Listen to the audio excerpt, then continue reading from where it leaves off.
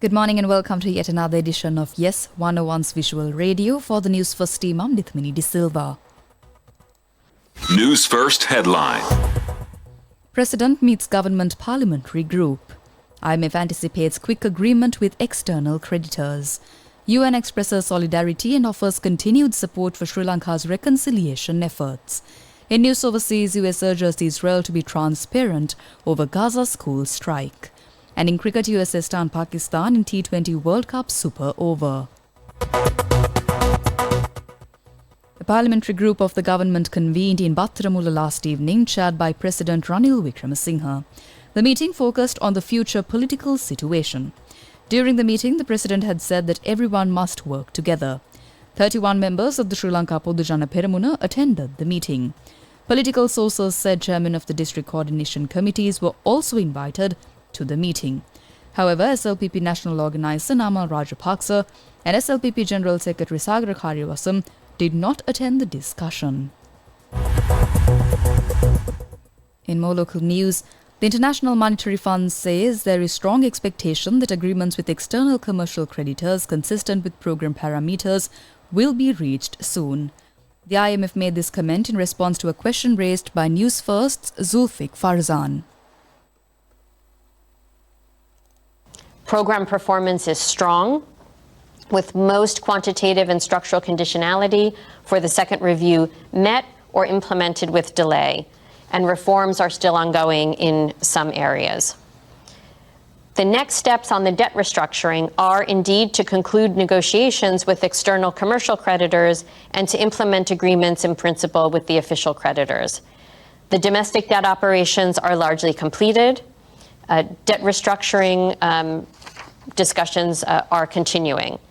More specifically, the authorities have been holding extensive discussions with external official creditors regarding an MOU with the official creditor committee and the final agreements with the Export-Import Bank of China. Discussions with external bondholders continue with the aim of reaching agreements in principle soon. Negotiations with the China Development Bank are also at an advanced stage. There is a strong expectation that agreements with external commercial creditors consistent with program parameters will be reached soon. So overall, we assess that there has been sufficiently strong progress on the debt restructuring front. That was Director of the IMF's Communications Department, Julie Kozak. In other local news, United Nations Resident Coordinator in Sri Lanka, Marc-Andre Franch, undertook a tour of the Kokku Todovei mass grave excavation. He met with Mullaitivu District Association for relatives of the enforced disappeared and lawyers working on the matter during his visit. We're seeing also progress in displaced people returning home. We're seeing some progress in land being allocated and deeds being given to people, and this is an important part of moving forward. We would wish that this process is faster.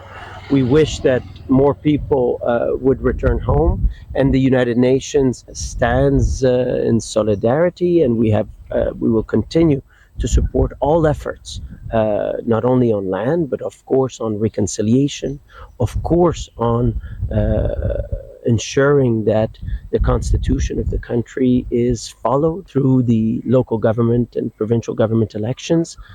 So there's a broad array of issues, some of them where there has been progress and some of them where we all wish, I think, that progress would be faster. That was United Nations Resident Coordinator in Sri Lanka, Marc-Andre Franch. In other local news, a group of train drivers have launched a strike since midnight yesterday. Now, Secretary of the Locomotive Operating Engineers Association, SRCM Senanayake, says trains will not operate from 2 stations located in Colombo.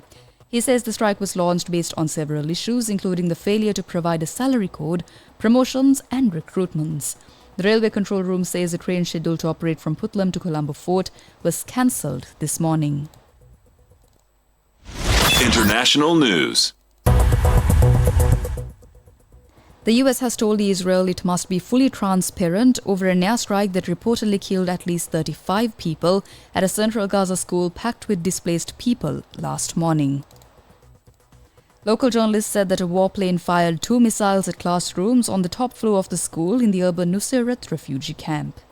The Israeli military said it conducted a precise strike on a Hamas compound in the school, but Gaza's Hamas-run government media office denied the claim. Sports news. The United States pulled off one of the biggest shocks in cricket history by beating Pakistan in a super over in Dallas.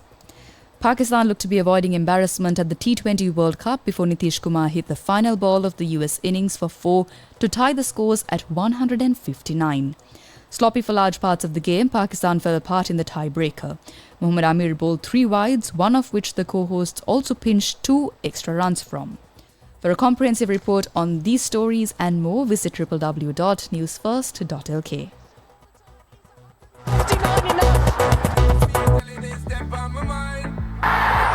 The red, white and blue of USA has overcome the 2022 finalists. And with that, we wrap up this edition of Yes 101's Visual Radio. For the Newsfirst team, I'm Nithmini De Silva.